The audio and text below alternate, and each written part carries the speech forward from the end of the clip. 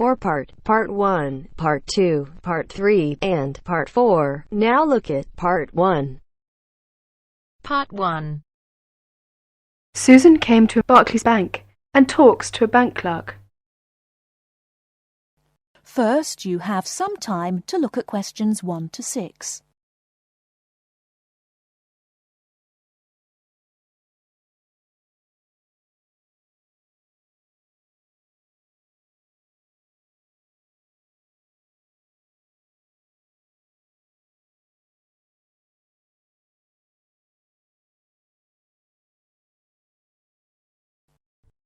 Listen carefully and answer questions 1 to 6. Good morning. What can I do for you? Good morning. I'd like to open a bank account. What kind of account do you want? I'm not quite sure. I'll be a college student. I simply require a safe place to keep my money and easy access to it. Can you recommend an account for me? All right. Do you get a grant? No, I will be supporting myself. I see. You could open an instant account. What's an instant account? Basically, it's an interest account. It has all the usual current account facilities such as a cash card and a deposit book, except a checkbook, and pays competitive interest on your account when it's in credit. There are 2 levels of interest for this account. If your balance is up to £500, the interest is 5.25%. If your balance is 500 or over, it attracts an even higher rate of interest, which goes up to 7.25%. You will receive a cash card for our machines, so you can withdraw money with the card from any machines or any Barclays branches when the bank is closed. Oh, I see. How can I withdraw money if I have no checkbook? Well, you have to withdraw money either using your card or visiting your branch. I see. Before you hear the rest of the conversation, you have some time to look at questions 7 to 10.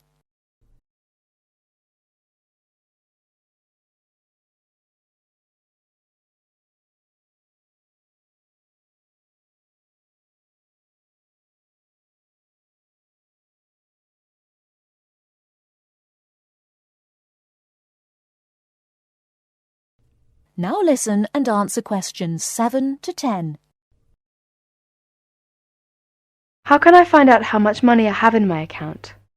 You can ask your branch and tell them how often you would like to receive your statement, which provides you with a permanent record of income and expenditure. It will show every transaction on your account and the balance remaining at the end of each day. You can also use your cash card to check your balance. That's fine.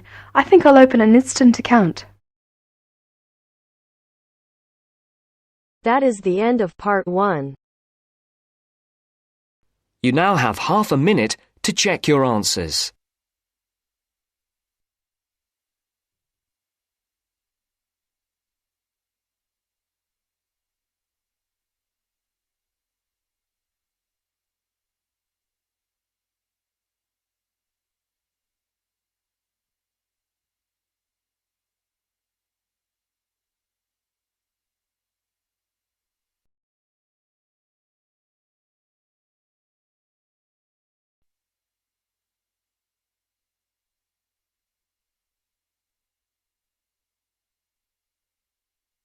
Now turns to Part 2. Part 2. You'll hear someone talking to a group of university students. First, you have some time to look at questions 11 to 17.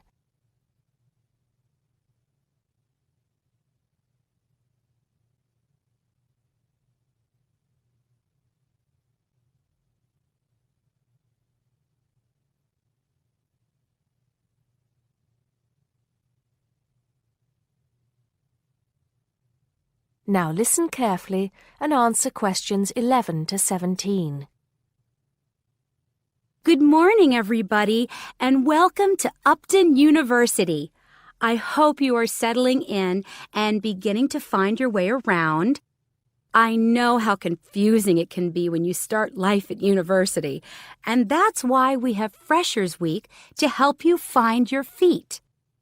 Before I go any further, I should perhaps introduce myself. My name is Sally Jackson, and I am the Secretary of the Students' Union, which has organized this week of events for you. You will usually find me in the office on the first floor of this building when I'm not attending lectures. Anyway, down to business. Of course, there are a few things that you are obliged to get done during your first week here. But once you've opened a bank account, if you haven't got one already, seen your director of studies to discuss which courses you are going to take, and signed up with a doctor, there will be plenty of time left to enjoy the events we have arranged for the week. And have we got a lot lined up for you? Throughout the week from Monday to Friday, every morning starting at 10 a.m., there will be orientation and welfare events. These will include tours of the campus, which, as you have probably noticed, is the size of a small town with 9,000 residential students, as well as sessions on developing study skills. We also have tours of Upton itself arranged for you, with a bus leaving from outside this building every afternoon at 5 o'clock. There are a number of interesting things to do and see in and around Upton, so you can expect visits to the castle and museum as well as the popular Ghost Walk. You'll need to sign up for this one, as numbers are limited. Just put your name on the list on the notice board in the entrance lobby. An important event is scheduled for Monday, that's the day after tomorrow, when we will be holding the academic fair. This is an opportunity for you to speak to students and academic staff about the courses that are on offer. The academic fair starts at 1 o'clock, by the way. There are a couple of other fairs that I think will interest you. First of all, we have the Societies Fair on Tuesday the 16th, which I think is an absolute must. You might not believe it, but the university has over 150 societies and sports clubs you can sign up for, so you are sure to find something of interest to you. That also starts at 1 o'clock, and it will be here in the Union Building. Also in this building is the Trade Fair on Wednesday from 2 until 5 in the afternoon. This one might sound a bit strange because you will find a load of banks and other businesses here trying to get your custom. You will find plenty of bargains and, best of all, a lot of the businesses give away stuff for free. Before you hear the rest of the talk, you have some time to look at questions 18 to 20.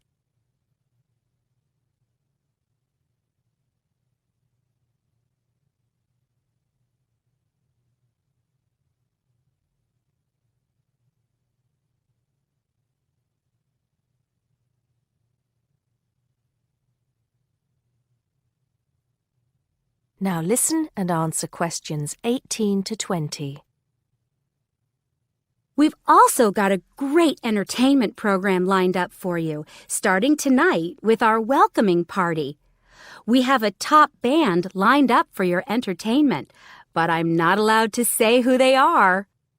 All I can say is that I am sure you will not be disappointed. So come along to Blackmore Hall at 9 o'clock this evening to get your university experience off to a flying start. Just one point. I'm afraid this event is limited to freshers only. Because of space restrictions, you can't bring a friend tonight. Sorry about that. There's more fun and games on Monday in the Cotswold Theater here on campus. We have booked two of the cleverest comedians in the country, Paul Frazier and Jenny Brown, for a 3-hour show. Paul has assured us that he and Jenny have packed the show with new material, and as they always get rave reviews for their shows, I think we can look forward to an evening of great entertainment. That's in the Cotswold Theater on Monday evening at 7:30. Moving along a bit, on Thursday there is an important date for your diaries. This is the official Freshers opening ceremony, when the dean welcomes you to Upton University.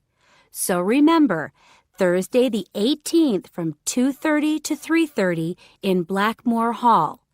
You certainly should go to this one, and by the way, light refreshments will be available. At the end of the week, on Saturday, you have the chance to dress up in your smartest evening wear for the official Freshers' Ball. Actually, although it's called a ball, it is quite a relaxed affair, so we are more than happy if you turn up wearing jeans and a t-shirt. The important thing is to relax and enjoy yourselves. Time and place are the same as for this evening's party. Blackmore Hall from 9 in the evening to 3 o'clock in the morning. Right. I think I've covered the most important and exciting events we have lined up for you, but there will be plenty of other things going on throughout the week, so remember to check the notice board in the entrance lobby regularly. Enjoy the rest of the day, and I look forward to meeting as many of you as possible this evening at the welcoming party.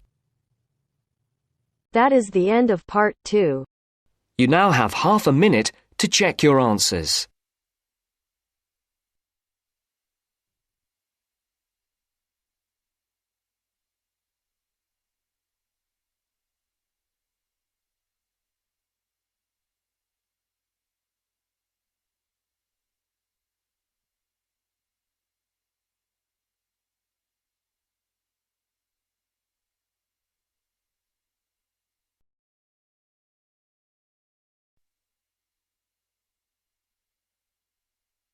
Now turns to part 3. Part 3. You will hear a tutor and 2 students discussing the best ways to study. First, you have some time to look at questions 21 to 25.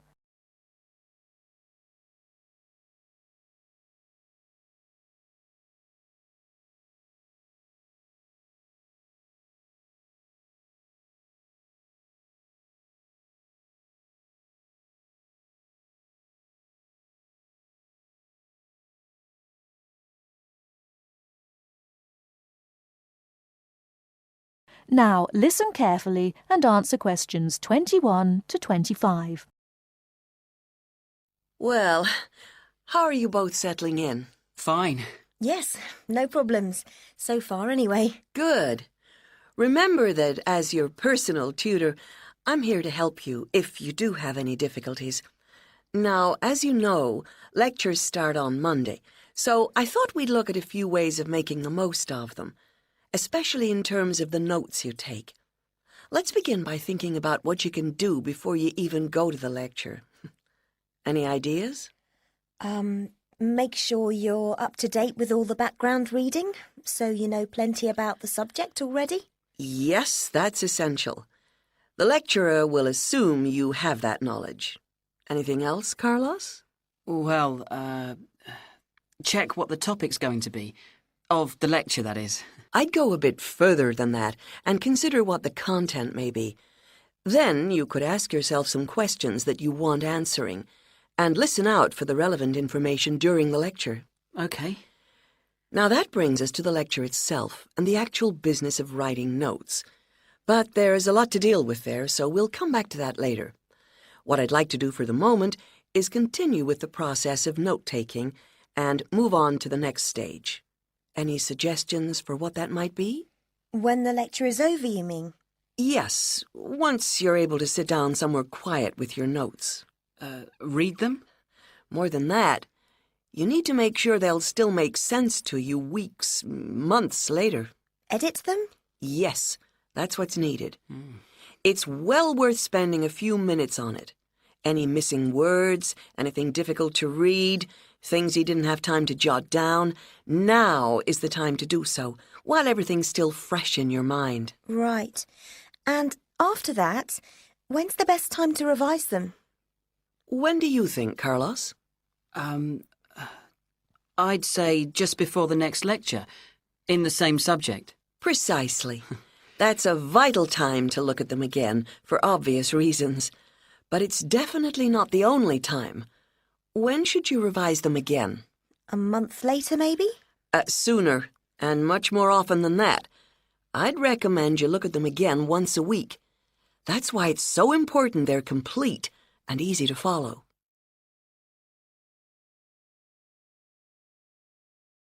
Before you hear the rest of the talk, you have some time to look at questions 26 to 30.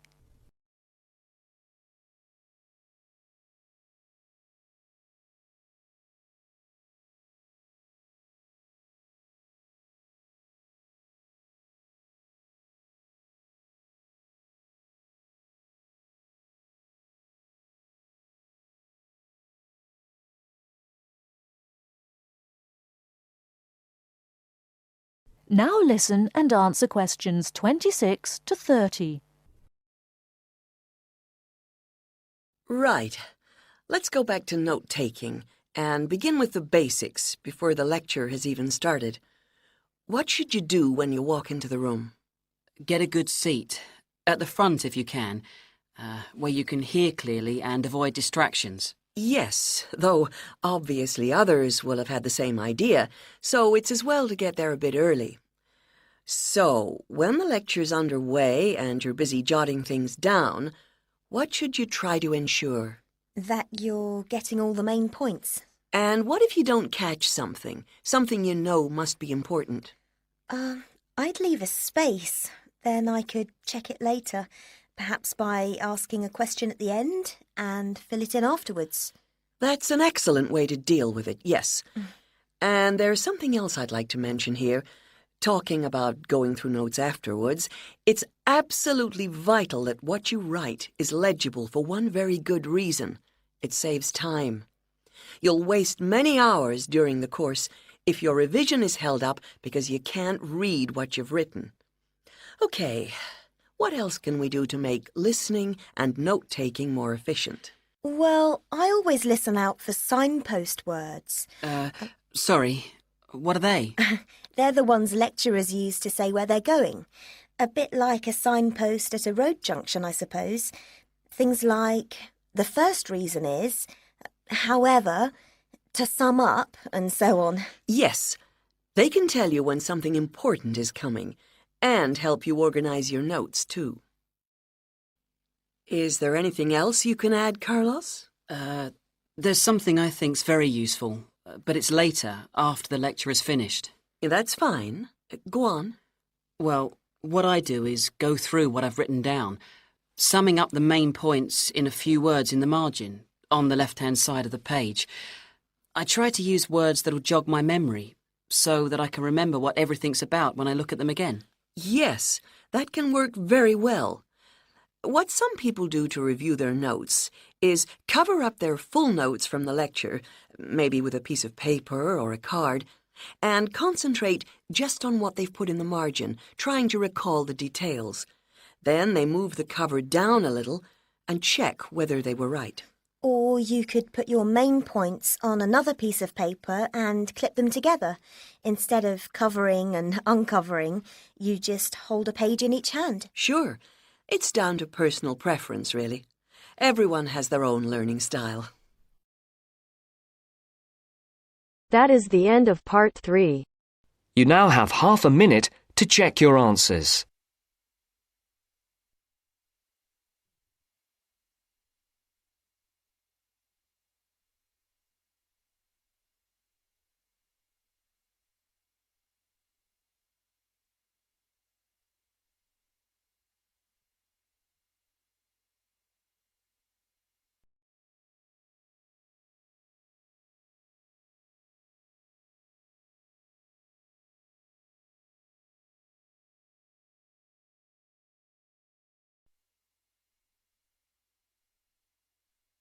Now turns to part 4.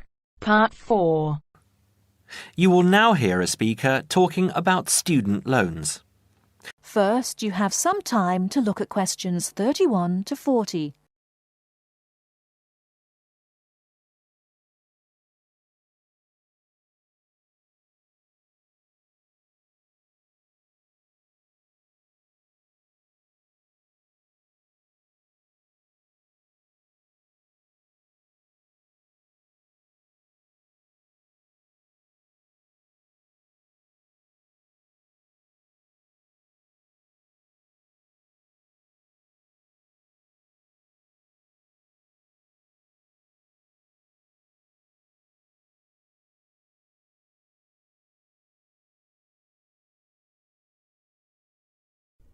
Now listen carefully and answer questions 31 to 40. Thanks for turning up today and welcome to this short talk on student loans. What you'll hear from me today are a few starting points, which should guide you in the right direction for what is suited for you. I'm assuming that most of you have an account at a bank or building society that you can draw funds from. These funds will either be your own or through a loan you may have with the bank.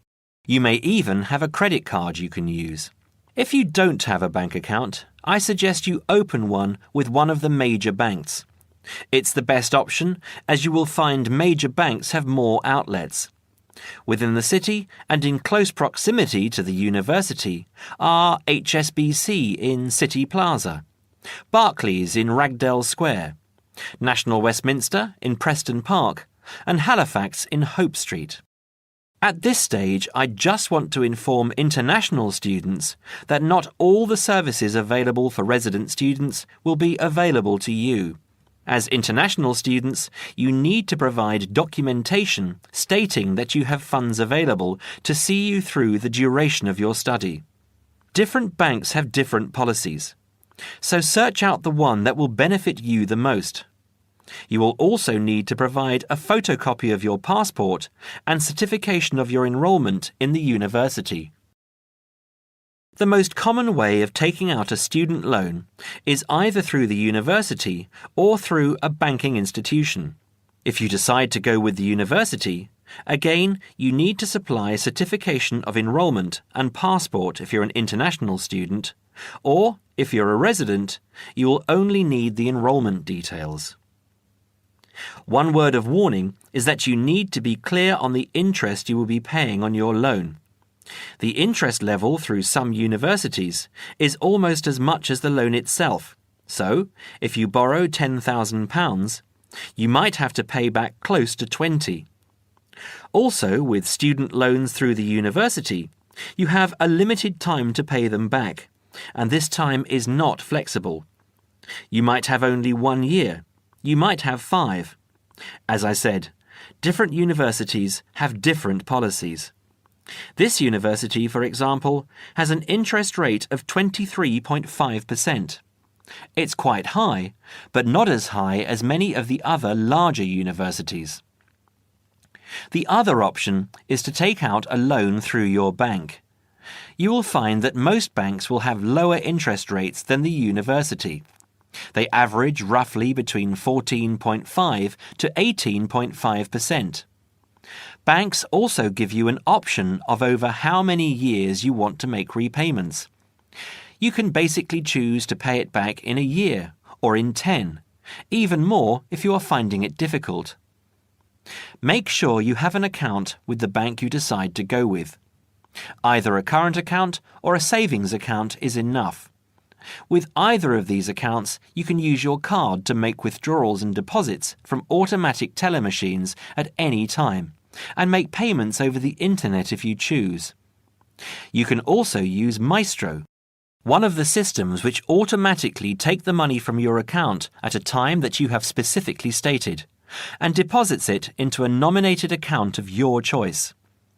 You might decide to have £150 taken out each month, and each month this is what will happen. Also, check what fees apply with what services.